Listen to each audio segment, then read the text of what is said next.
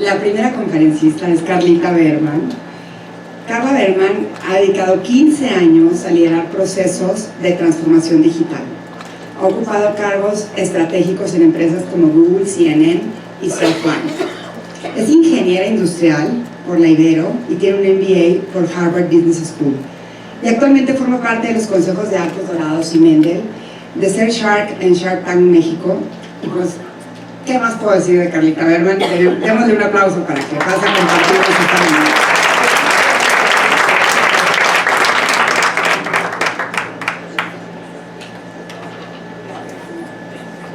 Creo que voy a usar este. Perfecto.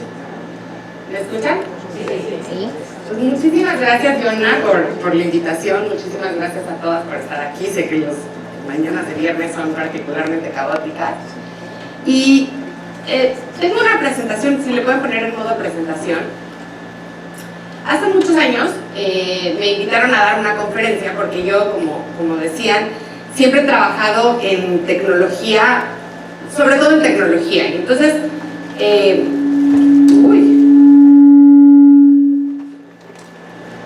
¿ya? ¿Sí? No sé. Soy malísima con la tecnología, aunque no lo crean. Y siempre me pasan estas cosas.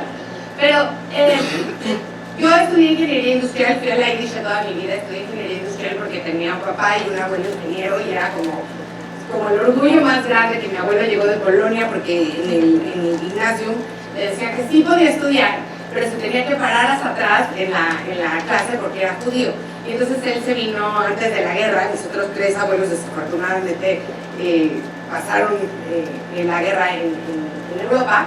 Y mi abuelo vino a México, por ahí de 1933, y sin hablar español, no sé cómo le hizo, ahora que estoy revisitando estas historias con los shorashim de mis hijas, ha sido muy interesante pensarlo que ya no podemos preguntar. No sé cómo le hizo, entró a la Escuela Nacional de Ingeniería y estudió Ingeniería Eléctrica. Y era un orgullo, él era hijo de un Sopperstam en Polonia, desafortunadamente es el único que sobrevivió. Y era un orgullo tan grande que era ingeniero, o sea, era el ingeniero Enrique Berman. Y siempre le platicaba yo esto a mi esposo y luego mi papá fue ingeniero y entonces pues, yo quería ser como mi papá. Y entonces estudié ingeniería, lo cual no era tan común en esa época para las mujeres. De toda mi generación, digamos, de la IDISH, fui obviamente, era bastante fácil, la única que decidió estudiar algún tipo de ingeniería. Y en la carrera, pues éramos como 20% de mujeres, pero quiero acabar con la historia de mi abuelo que no la tenía preparada. Estaba tan orgulloso de ser ingeniero que hace poquito fui al panteón, está enterrado en el Panteón de Constituyentes, y ya no voy tanto allá porque tengo muchos muertos, pero están en cipreses. Y llegué y ya no encontrábamos la tumba, si alguien, los que conocen el Panteón de Constituyentes es caótico, ¿no? Entonces estábamos buscando la tumba, mi esposo y yo, y de repente nada más oigo que Carlos, que no es una persona que se ríe mucho, ¿no? Suelta una carcajada, pero así desde aquí, ya sabes, así de y yo le digo, ¿por qué te ríes? Y me dice, solo en tu familia pasan estas cosas. Entonces le digo, ¿por qué? Y entonces había visto la tumba por atrás y hasta punto estaba Shlomo, Modlak, yo qué sé, Hane, de Savich, Jaime Wolfovich, etc. Y en medio decía, ingeniero Enrique Berman. Así de orgulloso estaba mi abuelo de ser ingeniero, que sus hijos pensaron que la mejor manera de honrarlo en muerte era poner en su tumba ingeniero Enrique Berman. Entonces, estuve después toda mi vida en procesos, en empresas que tenían que ver o con tecnología o con negocios. Empecé a trabajar en McKinsey cuando salí de la carrera, éramos 2 mujeres de 100. Después me fui a la maestría, éramos 2 mexicanas de 17 mexicanos en la Escuela de Negocios de Harvard. Después empecé a trabajar en la parte digital del Grupo Expansión. Ahí sí había muchas mujeres, pero las mujeres en general eran o las que vendían o las editoras de moda, ¿no? Yo estaba en la parte de tecnología, éramos muy poquitas mujeres. Luego me fui a Google, éramos muy poquitas mujeres. Y la verdad a mí nunca me pareció raro, ¿no? O sea, y entonces de pronto en Google me vienen y me dicen, tienes que ser la líder del capítulo de Women en Google. ¿Y cuánto tiempo tengo? Porque yo, o sea, 40 minutos, ¿qué? tengo nadie me escucha en mi casa.